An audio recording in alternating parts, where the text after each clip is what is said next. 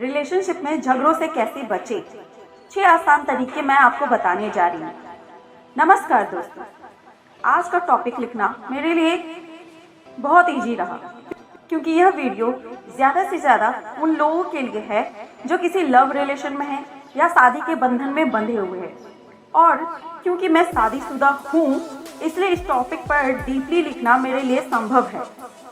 अब आप सोच रहे होंगे कि मोटिवेशनल हिंदी चैनल पर मैं आपको लव से रिलेटेड वीडियो क्यों शेयर कर रही हूँ, तो शायद कुछ लोगों को अजीब लग सकता है, लेकिन आज बहुत से लोग अपनी लव प्रॉब्लम्स के चलते डिप्रेशन में चले जाते हैं, अपने पार्टनर्स के झगड़ों से तंग आकर अपनी लाइफ को कोसते हैं और कई बार शादीशुदा लोगों के लिए तलाक तक की नौबत आ जाती है। इसीलिए यह वीडियो मैं खुद के साथ हुए कुछ प्रैक्टिकल एक्सपीरियंस से शेयर कर रही हूँ, जो आपके संबंधों को टूटने से बचाएगी और आपके रिश्ते को मजबूत बनाने में मदद करेगी। अगर आप सोचते हैं कि सक्सेसफुल मैरिज लाइफ बिताना अपने पार्टनर के झगड़ों से बचना है, तो आप गलत हैं। किसी भी रिलेशन में नाराजगी हो सकती है और जो हस्बैंड वाइफ या लव कपल एक दूसरे से प्यार करते हैं वे आपस में झगड़ते भी हैं। ऐसा बिल्कुल नहीं है कि वे झगड़ते ही रहते हैं, वे स्थितियों को सुधारना भी बहुत अच्छी तरह से जानते हैं। मेरा पर्सनली मानना है कि कम लड़ाइयों का मतलब कम नजदीकियां होती हैं। यदि आप शादीशुदा हैं और यदि आपकी लाइफ में किसी तरह की लड़ाई नहीं है तो सावधान आपको हो जाना चाहिए, क्योंकि विवाह से जुड़े कई विशेषज्ञों का कहना है कि यह शादी के लिए खतरा हो सकता है। कुछ खास तरीकों की मदद से मैं अपनी लाइफ में अपने पार्टनर के साथ होने वाले झगड़े को सही तरीके से मैनेज कर लेती हूँ और ये तरीके वाकई हमारे बीच प्यार का एक अच्छा माहौल फिर से तैयार कर देता है। आइए जानते हैं खास तरीकों के बारे में। सबसे फर्स्ट, आप या तुम से बचे और मैं को स्वीकार। शादी से लेकर अब तक मैंने एक सबसे बड़ी बात नोटिस की है कि जब भी हमारे बीच झगड़ा होता है हम एक दूसरे पर ही आरोप लगाते हैं, जैसे कि आप सबका प्रहार करता हूँ। उदाहरण के लिए, आप ही हैं, आप ही ऐसे करते हैं, आप ये, आप वो। आप शब्द के द्वारा आप सीधे अपने लाइफ पार्टनर पर धावा बोलते हैं, जो उसे बहुत हद तक डिस्टर्ब करता है और उसका दिमाग बिगाड़ने के लिए काफ़ी रहता है। जब भी आप अपने पार्टनर से लड़ रहे हो तो इस तरह से उससे बात करें कि जिससे आप शब्द का कम से कम यूज हो। इसके बजाय आप झगड़ते समय मैं शब्द की मदद से उसे बताएं कि स्थितियाँ किस तरह की हैं, क्योंकि मैं शब्द की मदद से स्थितियाँ बिगड़ती नहीं है और सामने वाला आपकी बात को समझने की कोशिश करता है। उदाहरण, मैं समझती हूँ कि ऐसा नहीं होना चाहिए था, मैं आगे से ध्यान रखूंगी। ज़्यादातर हम सामने वाले पर ही सारी गलतियाँ थोपना पसंद करते हैं, क्योंकि हम इंसानों के सोचने का तरीका ही ऐसा है। लेकिन अपने पार्टनर से प्यार पाने के लिए झगड़ों के दौरान तुम और आप से बचना चाहिए। सेकंड, माफ़ी मांगना सीखें और माफ़ करना भी। यदि आप अपने पार्टनर के साथ मजबूत रिश्ता कायम रखना चाहते हैं तो लड़ाई झगड़ा के दौरान आप माफ़ी मांग लें, क्योंकि हर बार या हमेशा जीतने की सोचना आपके रिश्ते को कमज़ोर कर सकता है और हर बार खुद को सही साबित करना इम्पॉर्टेंट नहीं होता। कई बार आपको झगड़े के दौरान तालमेल बैठाना पड़ता है, क्योंकि रिश्ते की गाड़ी को आगे ले जाने के लिए ये ज़रूरी है कि कई बार माफ़ी मांगने के दौरान भी हम अपने पार्टनर को उसकी गलतियां गिनाने लग जाते हैं, जो कि बहुत गलत है। ऐसा करने से वो आपके प्रति और चिढ़ जाएंगे और शायद वो आपको माफ़ करने में भी बहुत टाइम लगाएंगे। इसीलिए माफ़ी मांगने के दौरान गलतियों के बारे में बताने न लग जाए, बल्कि विनम्रता के साथ सारी जिम्मेदारी खुद पर लेते हुए माफ़ी मांगें। इससे यकीनन आप अपने लिए एक पॉजिटिव रास्ता बनाएंगे। माफ़ करना भी आपके रिश्ते को बहुत मजबूत बनाने का एक अहम हिस्सा है। ज़्यादातर जब झगड़ा बढ़ जाता है तो हम आई एम सॉरी या सॉरी कहकर बात को ख़त्म कर देते हैं, लेकिन सामने वाला जब तक माफ़ नहीं करता तब तक बात ख़त्म नहीं होती।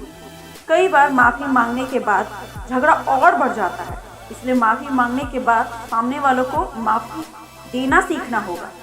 माफी मांगो और माफी देना सीखो, इससे झगड़ा आगे नहीं बढ़ता। थर्ड, अगले दिन के लिए रुक जाए। अगर आप अपने पार्टनर से झगड़ते हुए तुरंत कोई बड़ा फैसला ले करते हैं तो यह आपकी सबसे बड़ी भूल हो सकती है। झगड़ा करते समय आप बहुत गुस्से में होते हैं, आपका माथा गर्म होता है और इस बीच छोटा सा फैसला करना भी आपके लिए नुकसानदेह साबित हो सकता है। अगर आप झगड़े में उलझने की बजाय अगले दिन उस बात को लेकर डिस्कस करना तय करें तो इससे आपके दिमाग को सोचने का समय मिल जाता है, जिससे आप पूरी रात उस बात पर विचार कर सकते हैं और आपको यकीनन महसूस होता है कि स्थितियों में किस से सुधार किया जा सकता है। फोर्थ, अपने टेंशन को कम करें। आप किसी भी रिलेशन में हो, आपको अपने टेंशन के लेवल की जानकारी होनी चाहिए। टेंशन का लेवल जितना ज्यादा होगा, चीजें आपको उतना परेशान करेंगी। यदि आप काम के प्रेशर में हैं, तो अपने पार्टनर से बात करते समय भी आप चिल्लाते रहेंगे, आपका मन ज्यादा से ज्यादा झगड़ा की तरफ ही जाएगा। इसलिए अपने टेंशन के लेवल को कम करने की कोशिश करें। इसके लिए आप कोई स्पिरिचुअल सॉन्ग सुन सकते हैं, लंबी लंबी सांसें ले सकते हैं, अपने खुशनुमा पलों को याद कर सकते हैं, स्कूल या कॉलेज के पलों में वापस जा सकते हैं। कोई ऐसी टेक्निक का इस्तेमाल कर सकते हैं जो आपको शांत बनाती है और इन सब के इस्तेमाल से आप अपने तनाव को कम कर सकते हैं। झगड़ों का यह एक बड़ा कारण है, इसलिए अपने टेंशन को कम करने की कोशिश करें, उसके बाद अपने पार्टनर से बात करें। 5, सही समय का चुनाव जरूरी। महत्वपूर्ण विषय पर बात करने के लिए आपको सही समय का चुनाव करना बहुत ही जरूरी है। बहुत से हस्बैंड वाइफ या कपल सोने से ठीक पहले अपनी महत्वपूर्ण बातों पर चर्चा करते हैं, जो कि बहुत हद तक गलत है। इसलिए अगर आप भूखे हैं, थके हुए हैं, तो कभी भी संवेदनशील विषयों पर डिस्कस मत कीजिए, इससे तकरार बढ़ने के चांसेस और बढ़ जाते हैं। इसलिए ऐसा करने की बजाय एक सही समय का चुनाव करें, जब आप दोनों ही अच्छी तरह से आराम कर चुके हो और समय को लेकर किसी प्रकार की जल्दबाजी या प्रेशर में न हो। इससे थोड़ा बहुत विवाद होने पर भी आप उसे आसानी से निपटा सकते हैं। 6, मजाक की मदद लीजिए। जब आप अपने पार्टनर से मजाक करते हैं तो उसके लिए आपसे लॉजिक निकलवाना मुश्किल हो जाता है। आपको अपने पार्टनर की सेंसिटिविटी के बारे में अच्छे से जानकारी होनी चाहिए और यह भी पता होना चाहिए कि किस तरह का मजाक आपके जीवन साथी या पार्टनर को खुश कर सकता है। आपको ऐसे शब्दों या टॉपिक का चुनाव करना चाहिए जो आपके पार्टनर को हंसा सके, लेकिन ऐसा बिल्कुल नहीं होना चाहिए कि आप अपने पार्टनर को हंसाने के लिए कोई गलत टॉपिक का चुनाव करें। यदि आपके पार्टनर के चेहरे पर एक सच्ची मुस्कान आएगी तो झगड़ों से उपजा हुआ टेंशन भी छूमंतर हो जाएगा और इस मजाक से आपके विवाद का अंत हमेशा हंसी से होगा। दोस्तों, इस टॉपिक पर मैं विस्तार से बात नहीं कर पाऊंगी फिलहाल। जल्दी ही इससे रिलेटेड एक और वीडियो अपने चैनल पर ज़रूर अपलोड करूंगी। इसका सेकंड पार्ट कोशिश तो ज़रूर करूंगी तो सभी लोगों को फ़ायदा पहुंच सके जो अपने पार्टनर से बहुत प्यार करते हैं और झगड़ते भी हैं। अपने पार्टनर से लड़ाई करना भी प्यार का ही एक अहम हिस्सा होता है, लेकिन यह नहीं भूलना चाहिए कि आप उस लड़ाई से अपने पार्टनर की आंखों में कितना आंसू ला रहे हैं।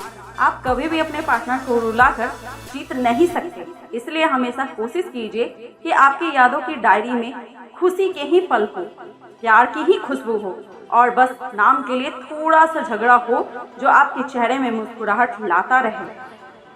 Thank you.